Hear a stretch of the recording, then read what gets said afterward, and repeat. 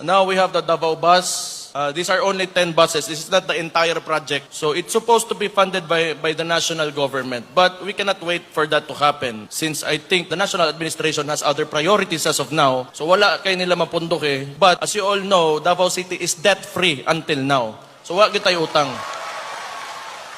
Maunang kaya na to mo gasto, mo palit ta og mga ingon ani nga sakyanan para sa inyo ha. Ato man eh. So ako hangyo lang ang pinga nato ni siya. Nailhan ang mga Davaoenyo nga mga limpyado ng mga tao og responsable. So kana sa paggamit sa ato ang mga pampubliko ng mga sakyanan ato po ng buhaton. We will behave as expected of us. So mao gyud ako ang hangyo lang sa inyo ha. Dili na to daoton ato mga gamit. So ang tibuok project is moabot na siya og 70 billion. So medyo dako na siya. And unfortunately, the national government is not supporting us sa ing-aning nato nga kagustuhan. Pero I think and I believe, we believe that the Davaoenyo is ready to move forward. So mana diri sa tibuok Pilipinas, if I'm not mistaken, kita sa mga pinakauna, if not kita lang, ang ni-invest og ingon ani for public transportation. So congratulations to you mga Davaoenyo.